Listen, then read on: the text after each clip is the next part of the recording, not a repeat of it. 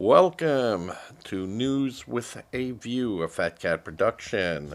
I'm your host, John A. Costa, and let's jump right into what is going on in the news. Well, President Trump has kept his promise to order executive orders to halt former President Biden's actions and to put forth Trump's plan in fixing America. Some 200 directives and executive orders are now being carried out. I stated maybe a dozen executive orders would be taken, not directives, which are different. I didn't talk about directives.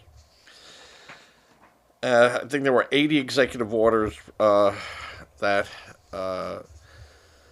were put forth, some new and some rescinding President Biden's executive orders. Big ones was the directive federal orders. Trump ordered federal workers back to their jobs. Yay! About time. I think there was only about 1 to 5% of the federal workers were going back to their jobs and to their desks. So Trump also made skills and ability, merit, a huge prerequisite for hiring. So DEI is out, and this is in. In a quick action, President Trump named Brian Driscoll to serve as acting director of the FBI on Monday, marking one of his first moves on inauguration. That happened minutes after he took office. According to the FBI website, Driscoll became a special agent in 2007. His experience working in the New York agency's office, field office, and also worked with the FBI's SWAT team. The White House announced shortly after the FBI acting director Paul Abate retired on Monday, and this was just minutes before Trump took office. Christopher Wray, who was the director, had stepped down from the agency on Sunday. Abate only held down the acting director's post for 1 day. Now, are the rats leaving the sinking ship named the SS FBI? Sure looks that way. Trump, as promised, had the 1,500 or so January 6th protesters, or as he called them, hostages, released immediately. The protesters were convicted of causing the protesters that were convicted of causing serious bodily injuries will have their cases examined, but some of those were also released. Now, I'm not a lawyer or legal scholar, and this is just my opinion based on facts and the writing of our U.S. Constitution and my interpretation, which means diddly squat. But I have used my brain power to go and look at many of these orders, and as I stated in just yesterday live and before that podcast, that many of these orders that he is giving in these 200 directives, not so much as directives, but the executive actions that automatically now get pushed forward, probably will be looked at and challenged and have to end up going to the courts and up the stream and up the steps all the way to the Supreme Court for their constitutional correctness. The major one will be the 14th Amendment birthright claim. So that's a biggie. That's and that one will have the major effect over the next 2 years. And Trump is going to push this fast. He's going to have it go right up the courts and right into the laps of the robes. I stated before that many Americans will be upset over what the Supreme Court will ultimately rule on this issue. And now that Trump has addressed the illegal immigration issue and situation by executive order, I can give you what my opinion is on this. My brain cells that work at 1,000,000 miles an hour will break this down very simply for many of you whose brain cells work at 55 miles an hour. Of course, I'm joking, except for you, Bob. This is absolutely for you. And again, I'm not a lawyer or legal scholar, and this is just my opinion on the facts and writings of the U.S. Constitution's 14th Amendment. And that states, of course, all persons born or naturalized in the United States and subject to the jurisdiction thereof. Now, I want you to remember the word jurisdiction. Are citizens of the United States and the states wherein they reside. So, no matter where you are, or what you're doing, you fall. If you're in the United States, it's protected as Samoa, wherever else you are, Puerto Rico, you're a citizen of the United States. If you're born here and under the jurisdiction of.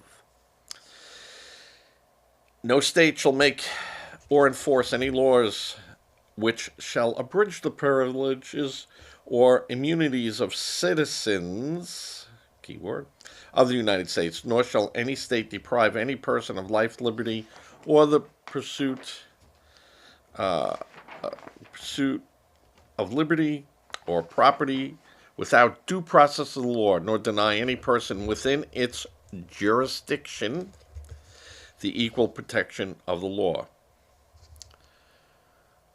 So, pretty simple, right? Right? It's pretty simple. The big word, to me, is jurisdiction. And the term jurisdiction can best be understood by being compared to power. Any court that possesses jurisdiction over matters only to the extent granted by the Constitution, of course, gotta have the Constitution, and or legislation of sovereignty on behalf of which it functions. So sovereignty is another term that you have to think of. And really what that means for the state is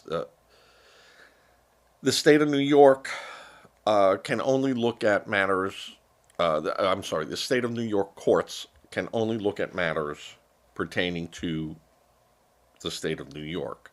If a case is going on in New Jersey, New York can't take that case, and vice versa. So, and in certain cases, the state courts use Mississippi as an example. May need statutory permission by the Mississippi legislature to hear certain types of cases in front of it by taking part in the state. So, my feeling, a person who has entered the United States illegally without being a legally registered alien, documented,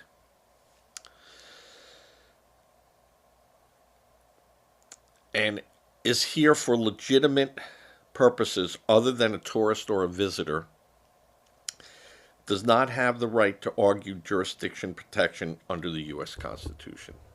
Sovereignty. Just as immigrants who had passed through Ellis Island or other immigration entry points did not automatically become citizens, but were afforded the same rights as citizens because their documentation of entry and their mission to wanting to stay, live, and immigrate in America and obey the laws of the land. So their children automatically became citizens because they had documented and the state had jurisdiction and sovereignty over those people. So, children born here to illegals, persons entered into the United States, do not have birthright citizens status because they never were documented. They were never, they never, in a sense, renounced their sovereignty from whatever country they came from. The wording and birth right status and the intent was to ensure that any child born of slaves who were given citizenship status because a parent was undocumented. You know, slaves came over willingly by force. They were undocumented by force. They were never given the opportunity to say, "Well, I want to come here," and did not freely and legally immigrate to the United States. Would also have the automatic citizenship. So the persons that were brought here under duress were given citizenship. It was then understood that no matter when they came here, or but their children, their offspring, automatically got citizenship. That was the intent of the 14th Amendment. And if you look back and you check it, you'll see that that was the intent. The 13th Amendment outlawed slavery and forced servitude, with the exception of prisoners, convicts that hold up today. They could work for 21 cents an hour. The interesting point about the 13th Amendment is forced servitude. And back in the day of the Vietnam War, there were people who used the 13th Amendment to say, I didn't join. I didn't volunteer. I was drafted. So you're violating my 13th Amendment right. Now, most of those people were laughed out of court, but there were a few cases that were brought up that the military just quietly said, oh, these people aren't qualified, and, boom, and didn't matter anyway. We weren't going to take them. They had some physical or mental defects, so we weren't going to take them. There was one case where a military person was honorably discharged from the military because he brought things forward, and it could have been an embarrassment because it's a real contradiction. And there are, I think, Article 15.8 or something that says because Congress can call up the militia to fight, and that gets around that in a sense. The 13th Amendment's an interesting amendment. But I have complete faith that the Robes will come to a decision on this. This is the decision that I think the majority of the Robes will come to. That birthright status are for those people that have been documented through our immigration procedures and those that were born of slaves. And that's it. You don't get birthright protection by just putting your big toe here and then having babies. And the idea of anchor babies and things, yeah, it never existed. It doesn't exist. That's an imaginary term. So, there you go. I do not think illegals, and I say illegals, those over here documented that they gave documentation and we know you're here. That's going to be different.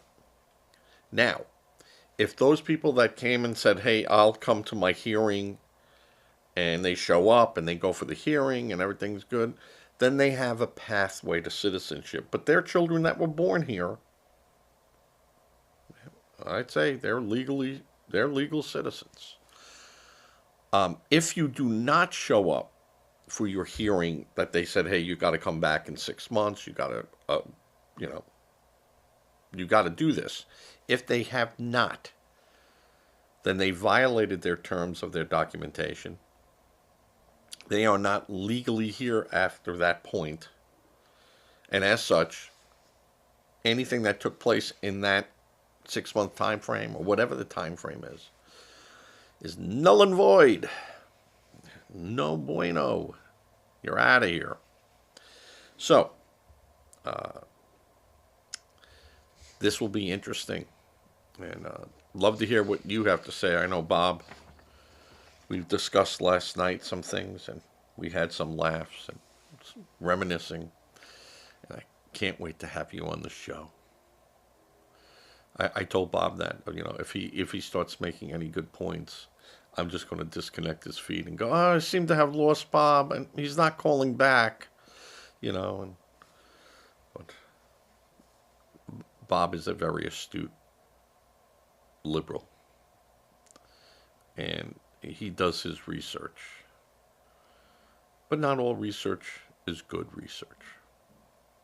And if you mix your emotions in with it and skew your opinion of what words mean, well, and not what the courts have already said. Now the Robes make the rules. That's the way it goes. They'll get something in front of them and go, this is what this means. And that's it. Until another set of Robes look at it and go, no, that's not what that meant. And that's fine too. Roe v. Wade, perfect example of a major issue where they go, the courts got it wrong. Now, in the 14th Amendment, and again, I cite Bob, a liberal friend and a good friend. And we don't let our political separations get in the way of our friendship. And that's the way it should work. Even though we yell at one another and he goes, calm down. And you're wrong. The whole theory is wrong. And we have a lot of fun. And at the end of the day, we have a beer, eat our Fritos, we would watch television, and laugh about it.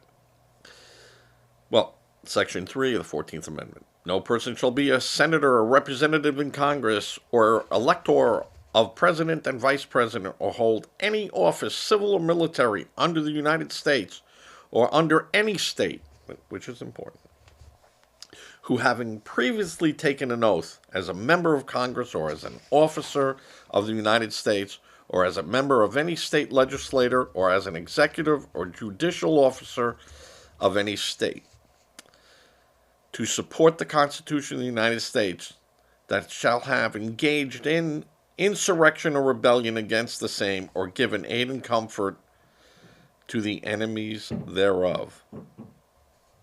Now, what that is really saying, and this again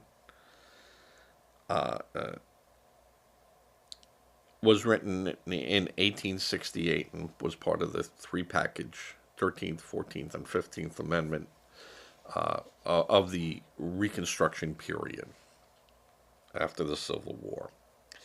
And in this instance, they're saying that the above-mentioned words, but Congress may by vote of 2/3 of each house remove such disabilities. So they're saying that if you took actions against the United States, as stated, and you were one of these people stated, and you wanted to run for office again, and won, you can only go back if you got 2/3. And this actually became a case. The words that are written are very plain but have profound meaning of the period of 1868.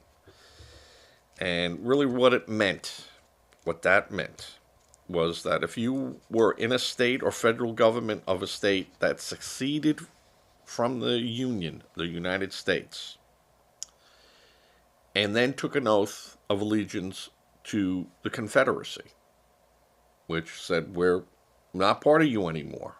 We're gone. At the end of the war was over, and all these states were brought back into the Union by bayonet, but they were brought back in. And what they said is that, oh yeah, I know you were a congressman or you were a senator, either in your state government or the federal government, you know, and you want to walk back in here and retake your seat, you can't do that. You're gone. We're going to have all new elections, and this is when a lot of hanky-panky took place, and, you know, that's for another 10 podcasts. And so you could not return to your previous position. That was over, that seat's gone, and we're going to fill it. And, you know, and there was still martial law, and there was stuff where the federal government was running the businesses of the now brought back into the Union States. And this went for officers of the government as well. Now, it was funny because, or interesting, is that during the surrender of Lee's army, Grant was given broad powers by President Lincoln to act in his stay. So, one of the things that Lincoln did was give amnesty to the soldiers who took a re-oath of their oath of allegiance back to the United States. And this kind of irked Lincoln because that wasn't part of the deal that, you know, they had discussed, or because there were officers that they really, and generals, that they really wanted to go after and string them up.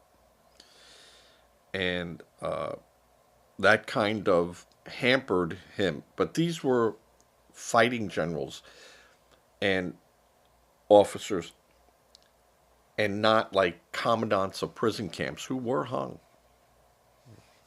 for actions taken against prisoners. Um, but in the 14th Amendment, um, again, you have to have jurisdiction to bring charges against an individual. So the crime would have had to have been perpetrated in the state, and you would have to prove that it was a crime, not just a charge that General Lee, yes, you know he came through this state and caused grievous injury. Well, he was pardoned. He was given amnesty. So the states couldn't, Pennsylvania couldn't say, hey, what took place in Pennsylvania during the war, Gettysburg, and everything and civilians that were killed, we're going to hold you accountable for. That couldn't happen because they were given amnesty.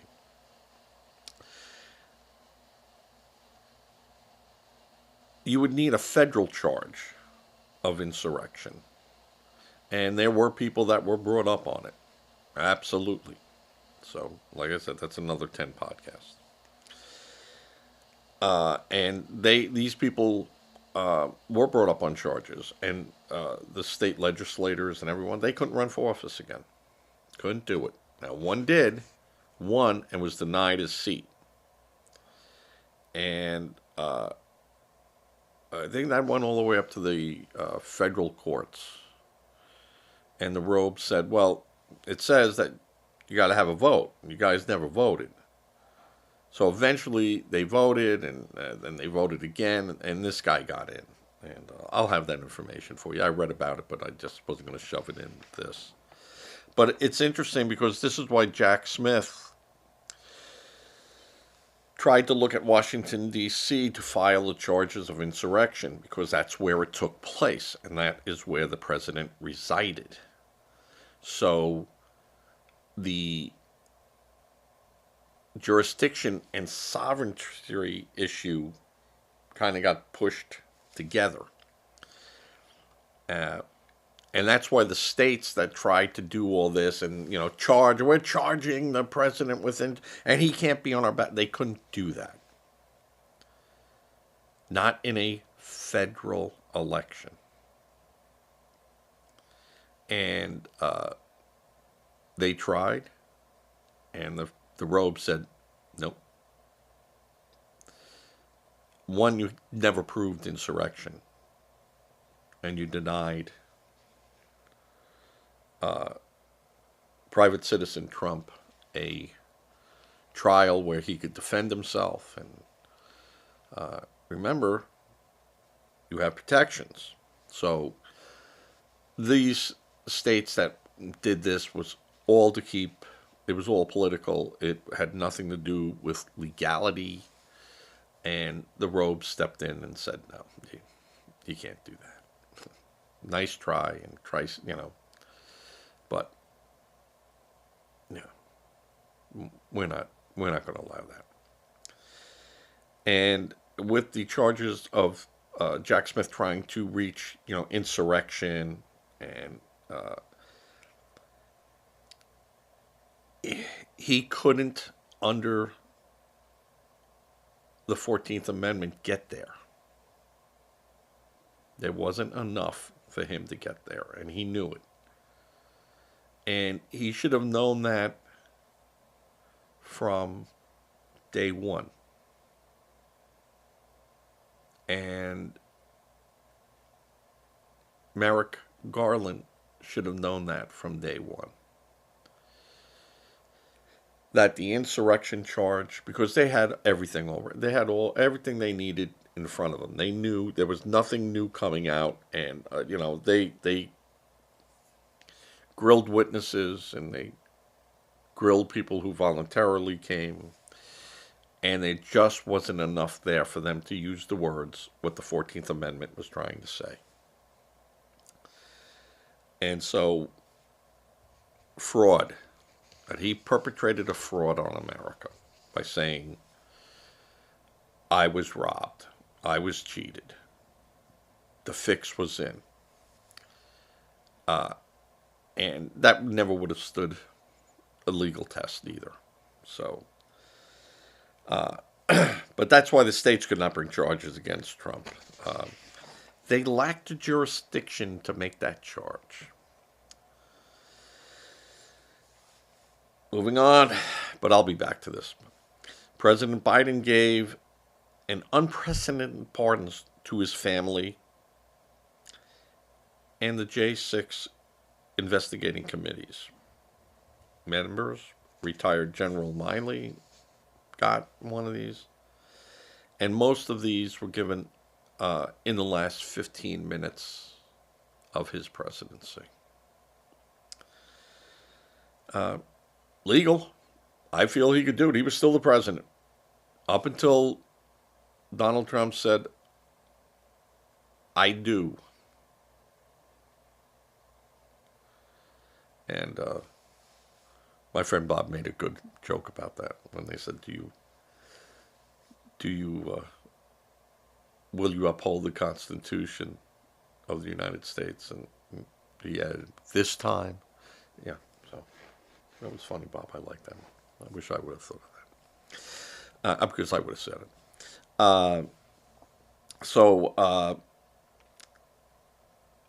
Joe Biden's legacy, yeah, I have a feeling we'll be buried with Joe. And it's not going to be a good legacy. Because any good that he might have done is going to be overshadowed by everything that he's done here. And he used the presidential pardon truly as a political tool and not as one of mercy and compassion.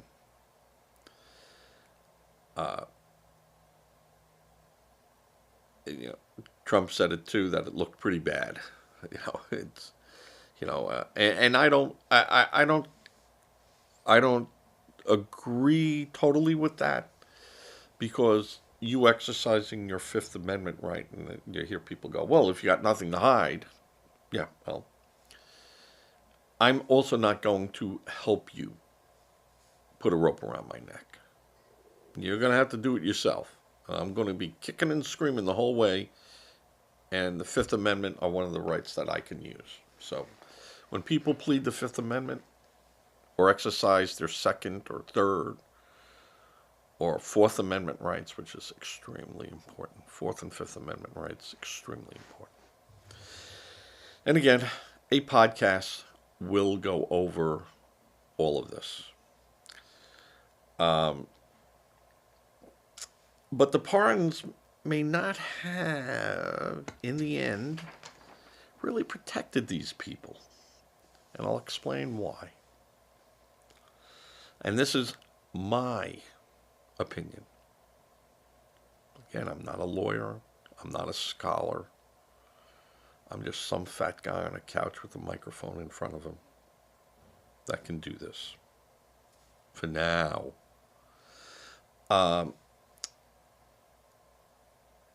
United States Attorney General Pam Bondi will look at people who are around those pardoned people. This is going to be ancillary, off to the side. People, his assistants, and or their assistants, or whatever may be the case, to see if they acted in a manner that would have violated the law. Did these people know or should have known laws were being violated? The old guilt by association. But if they acted knowing that, oh yeah, I know, listen, in my heart, I kind of knew this was wrong. And in a conspiracy, the right hand does not necessarily need to know what the left hand is doing and vice versa.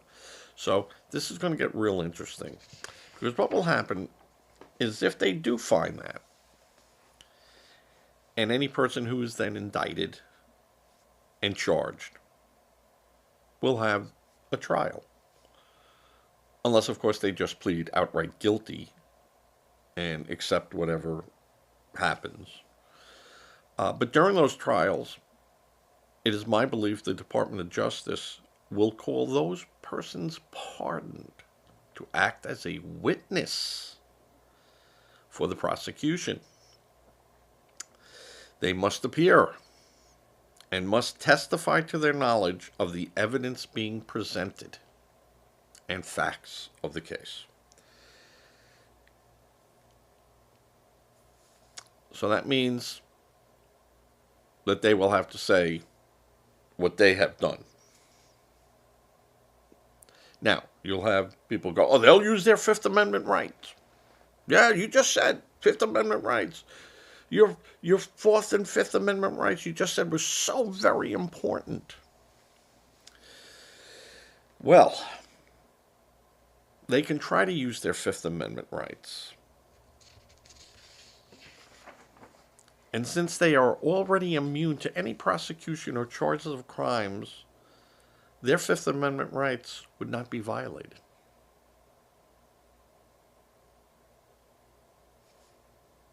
Nothing's going to happen to you if you talk. You're guaranteed that. We can't charge you for these crimes or any crimes you have committed in that window of time. So, if you want to sit there and admit that you murdered someone and we didn't know about it, you're going to go and sleep in your bed tonight. And nothing's going to happen to you. So their Fifth Amendment rights will not hold water to me. I mean, this will go right up to the courts, right up to the robes, real quick. But if they refuse to testify, if they go, I don't give a crap, I'm not testifying. Well, see, that's a new charge. And their pardon doesn't protect them for that. Now, they could say it's all part of the old stuff because I won't do it. But that's not going to hold water. And if they get on the stand and start, no, that's not what happened. And there is proof showing that, no, that did happen. And here's the proof. You're trying to mislead this court. And at worst, you're outright lying to this court. And we're going to charge you with perjury. That's a new crime. Because you had the ability and you had the right to say absolutely what had happened. And nothing would happen to you, but you chose not to. And as such, you gave up your protection of that pardon. And who knows? The courts might go, you tossed your pardon away. You tossed your pardon away. And so now we can go back. So we don't know where this is going to go. But this is some powerful stuff. Powerful, powerful, powerful stuff. And I think a lot of people are going to be going, you lied and you thought you were given protection. There's going to be a lot of people on either side of this fence here. You're going to have legal scholars who will say, well, no, you can't because this is the way the law works. And you're going to have other people who say, hey, you're guilty, you're guilty. And all right, I understand nothing can be brought up on that other thing, but you just lied. This isn't a get out of jail forever until you die, no matter what you do. So it will be interesting.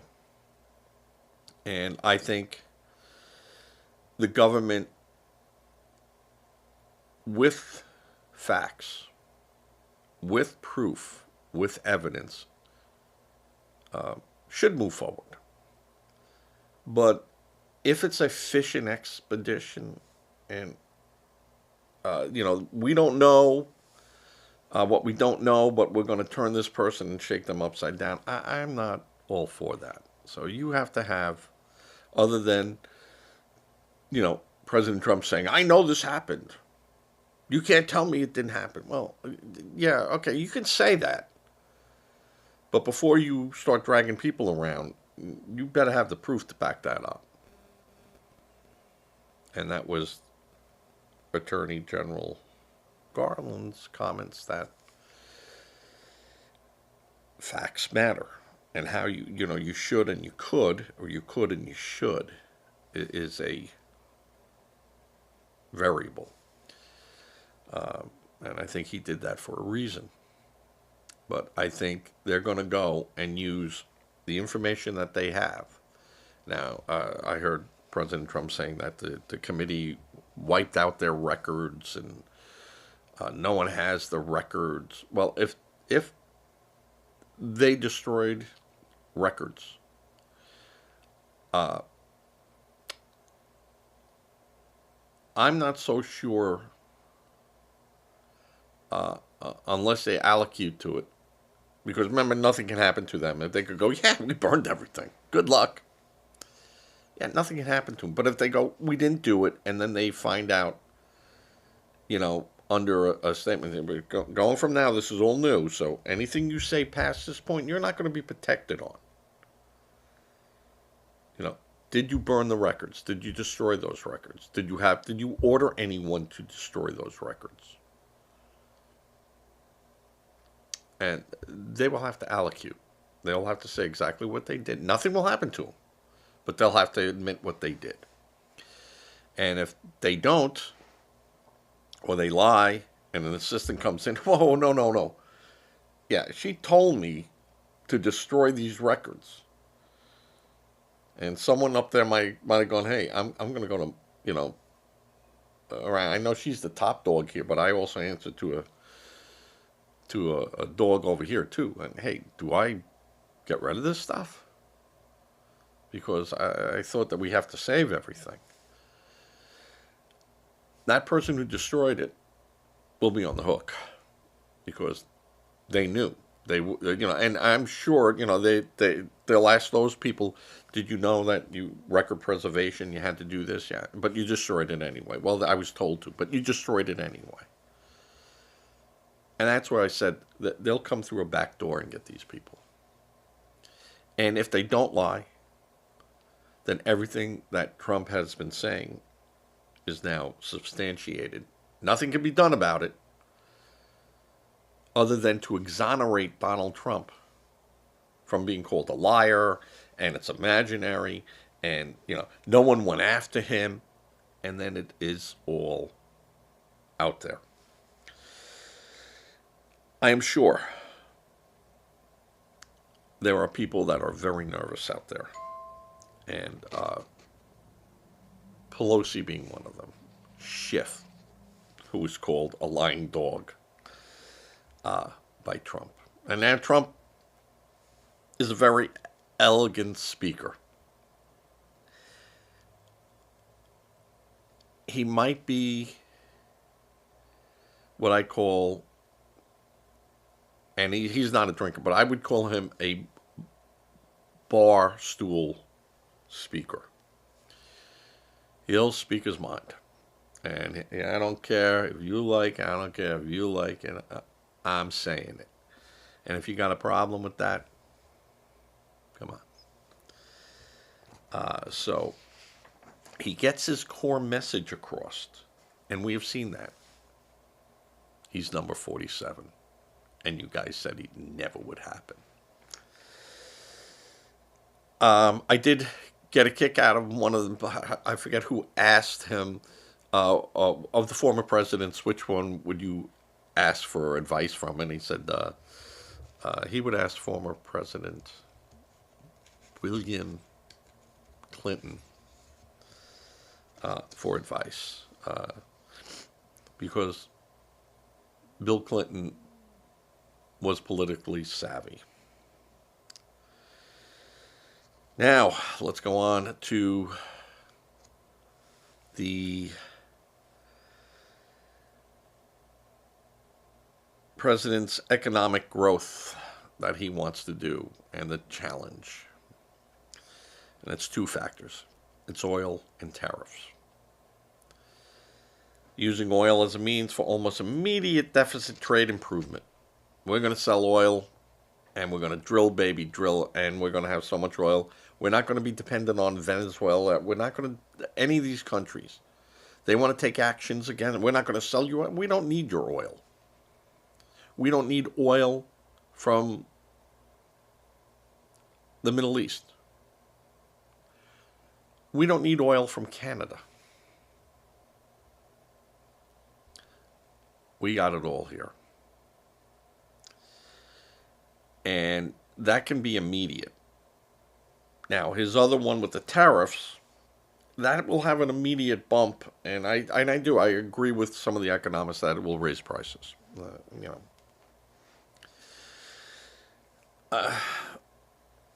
Let's see what happens.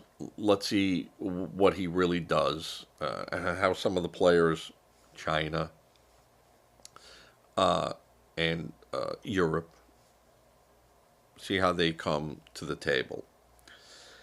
The ideas of having huge tariffs to force companies overseas to bring their productions here, thus hiring our workers and then avoiding the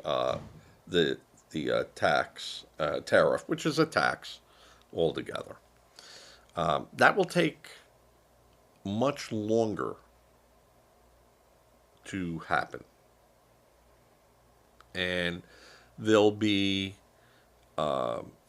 economic issues and there'll be environmental issues. We don't want a factory built over here making plastics unless it meets every EPA code, and we know what happens. It takes forever. So both those factors of drilling and building factories here are going to be an environmental showdown, and that's already happening. The interesting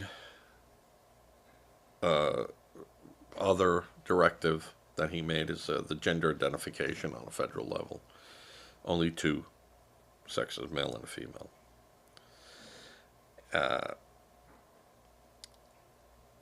That's going to be interesting because the U.S. Constitution makes no mention of male and female.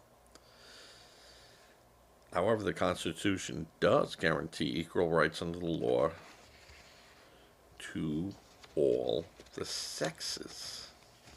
And now sexes comes back to you can only be a male or you can only be a female. Isn't that interesting? And all citizens, there's that pesky word citizen again.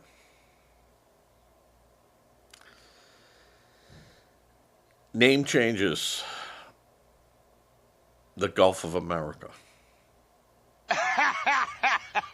Okay. Oh, wait, you serious? Let me laugh even harder. What does that really mean? Well, all it means is whoever owns map companies are going to be making a fortune and redoing maps. I don't see that as being, what is that? Find something else to do. Now, Mount McKinley, yeah. And I'm sorry, Denali Indians, we'll put a statue up to you or whatever, whatever you called it or, yeah. Sorry. That's the way it goes. And I don't like changing names just to change names. I never liked the idea of them changing Cape Canaveral to Cape Kennedy, even though John Kennedy was a huge proponent of NASA and pushing that forward and all that. They could have made the John F. Kennedy building, the Assembly Tower, whatever, named that after him. But there was a lot of sympathy and there was a lot of emotion. President was murdered. So I went to John F. Kennedy High School, Belmore, Long Island. Go Cougars. So it doesn't, and Barack Obama renamed the mountain in 2015 at the request of Native Alaskan tribes and politicians to Denali.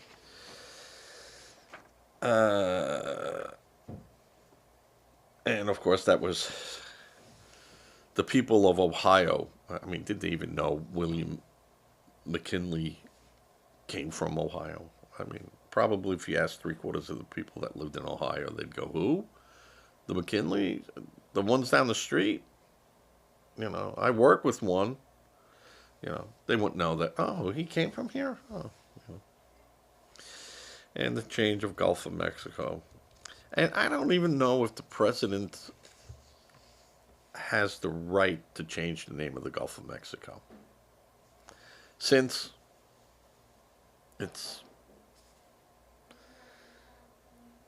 international waters, right? It's so I don't know how that works. I like that he has yanked security, uh, revoking security clearances on people, and citing a backlog in the process of security clearance of individuals hired to work in the executive office of the president. And signing an executive order that tells the White House counsel office to produce a list of staffers who will immediately get top secret security clearance instead of going through the normal security clearance processes. The FBI. Remember what the FBI did to one of our generals? Trump said he learned a lot. So he's coming in there well armed. And he also said former security officials who signed a letter warning that the Hunter Biden laptop story during the 20 has all the earmarks of a Russian information operative. Those people had their clearances revoked. So a lot of things going on there. And Hunter Biden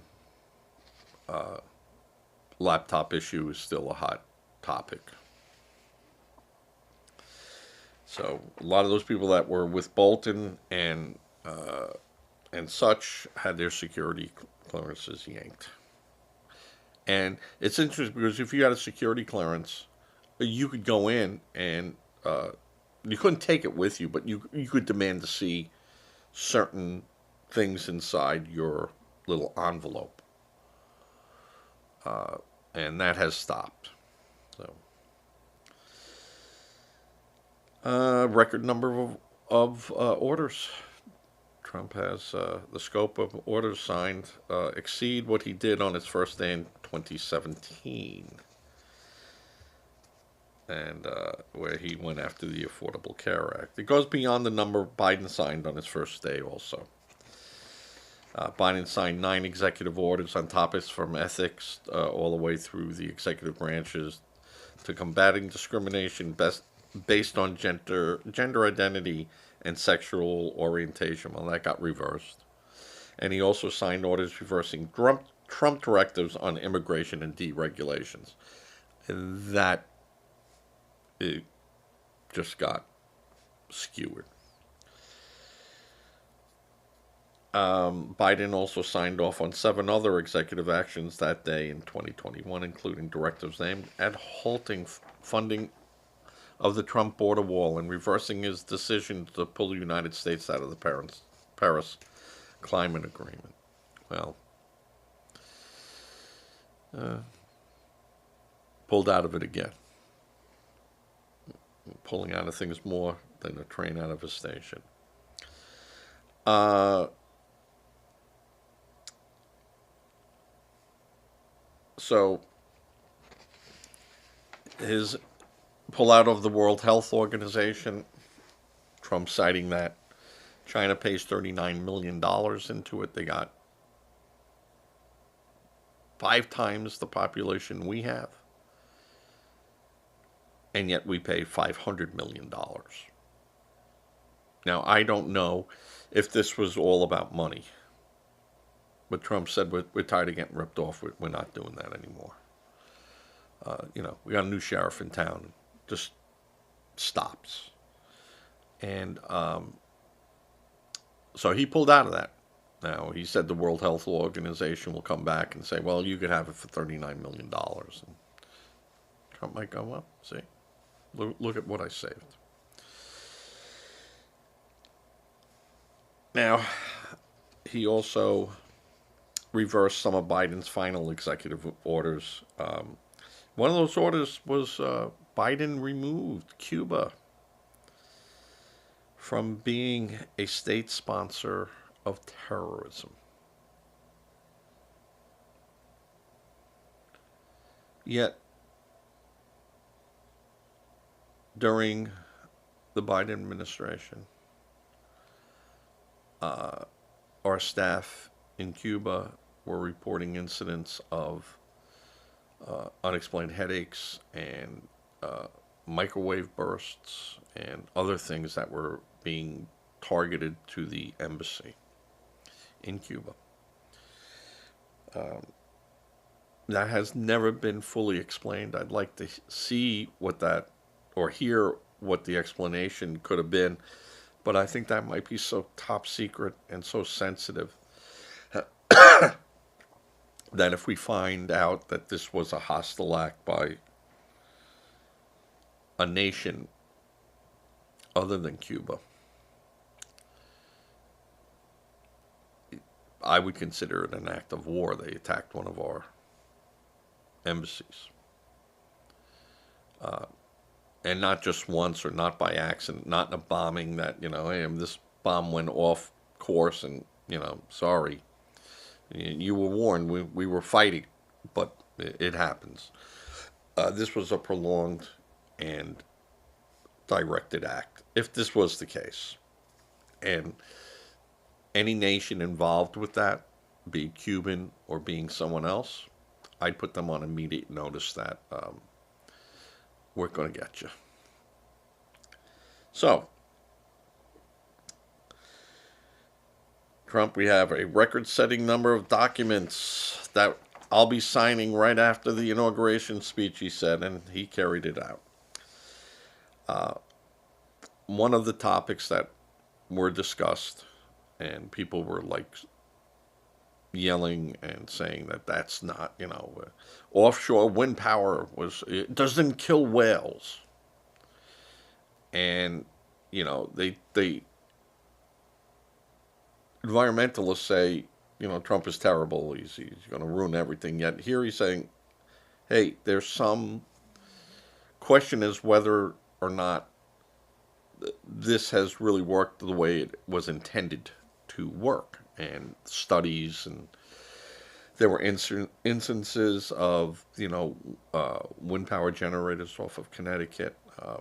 They're mechanical. They break. It's going to happen. And the propellers went into the water and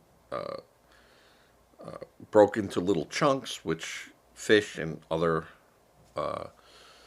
mammals that live in the ocean were eating and getting sick and dying, and of course floating up on the shore.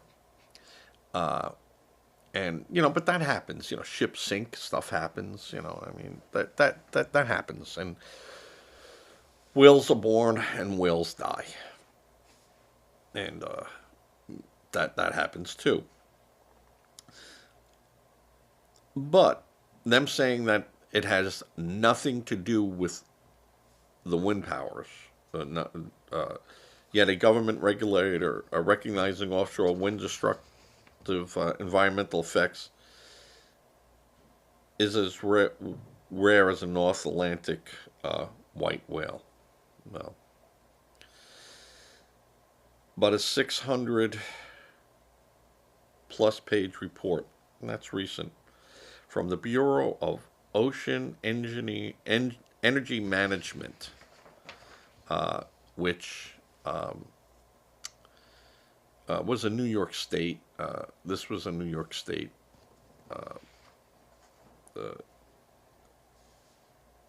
government funded look at what's going on. Did find that these towers, these structures, have been affecting whales and fishing and other things.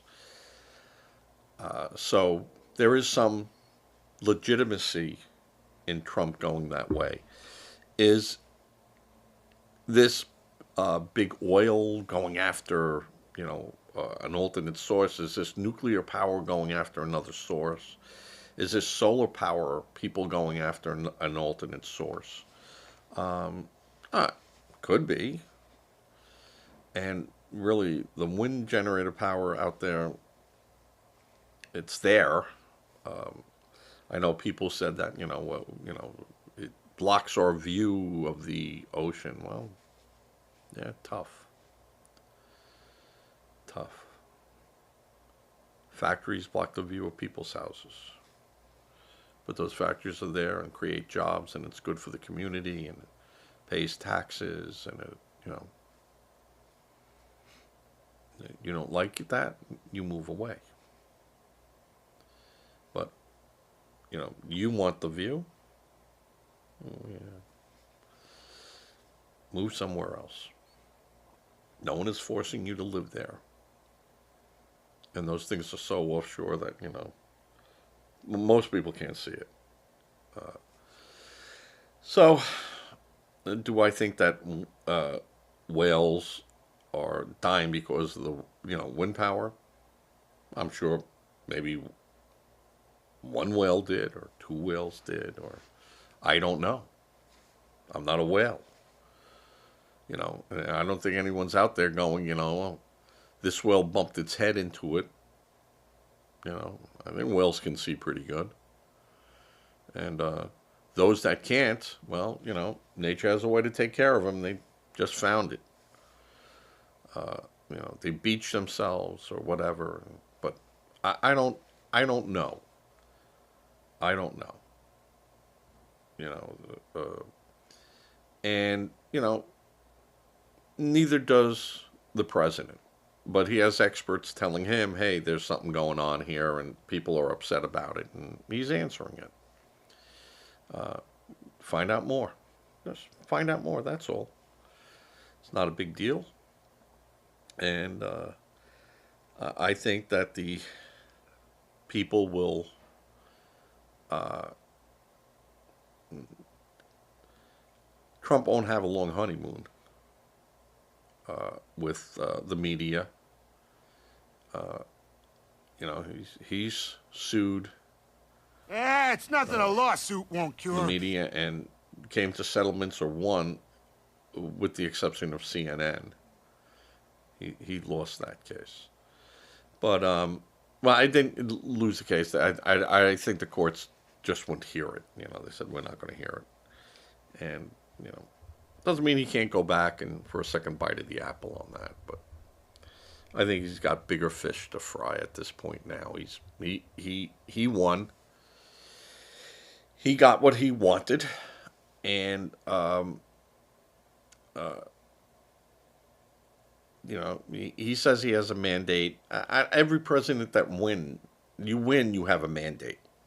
You won, uh, and having a mandate doesn't. Even if you won by 99%, um, you don't get extra power, and you don't get you know you just you have the same power you had winning by one vote or winning by 50 million votes. It doesn't matter. So when I hear people go, I have a mandate, well, you really don't have a mandate. You got the power. And all that means is that if you had 50 million extra votes, that's going to be 50 million less people screaming. If you won by one vote, well, you're going to have 50 million people screaming. So that's really all that means. I think Trump is going to do exactly what he said he's going to do. And will it have the effect that he said it would do? If I knew that, I'd be also picking 6 winning lotto numbers. So we don't know. And again, they don't know. You don't know. I do know. I know everything. So, like I keep saying, my wisdom that I impart onto you people um, couldn't put a cash value on it. It's gold, but it's more than gold, right, Bob? Right? You'll agree with me. Come on, buddy. Uh, being having a place where we can uh, express our opinions and have people listen to us if they want to listen to us and disagree with us and agree with us or go, yeah, okay, that sounds interesting. I don't know. It's just another kook. And I did enjoy hearing him talk about TikTok. Again, I said I'm not a fan of TikTok. And he was in the end because TikTok put everything up that he was saying, so it gave him an outlet. And then he turns around and he says, "Well, it's worth money." And again, it just the way he presented it, uh, it's old school gangster. Hey, you got a pretty nice club here. You're doing nice. Be a shame if something happened to it and it's worth nothing. Yeah, I'd hate to see that happen, right? Because if I told my buddies, shut this place down, burn it, make it like it never existed, that would be a shame. And you'd be out the money, and, people can come here and have a good time. And you know what's a good idea? A good idea is if I allow you to keep this enterprise going and just give me a little control. Let me look over and see what's happening and make some suggestions for you. Help you along. Make this place even better. Um, and I get 50%. And the guy goes, 50%? What are you getting 50%? I built this. I did this all. I did it. I did it. And Johnny goes, hey, Robert, come here. I know. And you did a wonderful job. It's great. It caught my eye. And I like coming here. And I was hanging. I saw what a good job you did. I mean, I don't go into places that are bad. So, Bobby, sit down. Let me explain. You know how to tell time. Let me explain to you how the clock works. What is this place worth to you? Boarded up, burnt down, plowed under. What is that worth to you? I'll tell you what it's worth. Zero. Ungats. And I'm going to come in here and I'm going to make this place even better for you. and you're going to get 50%. And you'll continue getting 50% because I'm going to be part of it. Now, you could turn around and go, hey, Johnny, yeah, I'm just not going to have that happen. And he goes, okay, tomorrow, your lights are turned off, everything is turned off. I'm not going to harm you, but this place isn't going to be here. And your 100% is now 0%. How's that? Whereas you can keep 50% if I make sure the lights stay on and the doors stay open. Now, what does that sound like? That's exactly how I hear it. And I'm like, oh, I don't know. That didn't sound legitimate to me. The word extortion wanted to roll off my tongue, but it's not extortion because I'm the president. I got the power. I can do that. And I'm like, yeah, well, I don't know. I think Congress has to get involved with that. But that type of thing, I look at and I'll question that. That's that's a bit far. But Trump probably can do that, and it's legitimate. But boy, if I was if I was some tech company and I knew it was going to be successful, I'd come and open it in the United States so that he couldn't take a piece of it. I'll just pay my taxes the way the system is set up, and I might not even have to pay taxes. But I'm gonna come here and do it because I don't want some guy coming in and scooping out and carving out 50% of what I've done and taking it, skimming it right off the top.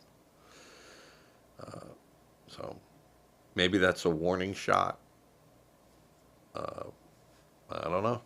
What do you think? What do you people think? Do you think that should be able to be done? Is that stifling free speech? I don't think so because you have other platforms that have free speech. So I don't know if you could make that argument. I'd look at it the other way. But interesting stuff. Interesting times. And with that, I'm going to render this. I was going to go live, but I'm still working on playing video in the front and back and in the middle and stuff. And without an assistant here, with Alice Incognito being laid up, she got some type of virus or something going on. So stay away from me. I probably gave it to her, but I didn't get sick like she got sick. My actually, you saw today, I'm not sniffling and coughing as much, and I haven't started antibiotics, but I am taking Sudafed, which puts me right to sleep. So, all right. With that, I'm going to say, have a great day. Pray for victims of the hurricane and fire. Don't forget them. It's not over. We have to keep them in our hearts and keep them in our minds and make sure that our government protects them. And that, as President Trump has said, America first. And it has to be that way. Because without a strong America, how can we help the rest of the world? We got to be strong ourselves. And our people have to have what they need to have. And then we can be uber generous to others. But we can't strip ourselves and then freeze in the cold. But, you know, can't work that way. So, if you're going to give a donation, make sure it's to a registered charity above board. Charities will not reach out to you. You must reach out to them. And your church groups or wherever you practice your faith have groups, speak to them. America Red Cross is a great place to go to. All right. With that, I'm going to say later, I might have another one late tonight. There's just so much news going on that even my brain, that runs at 1,000,000 miles an hour, slowing it down so you people's brains that run at 55 can see and know what I know, takes a lot of energy. Right, Bob? I love Bob. All right. With that, I'm going to say later, and my catchphrase is, as I fade to black.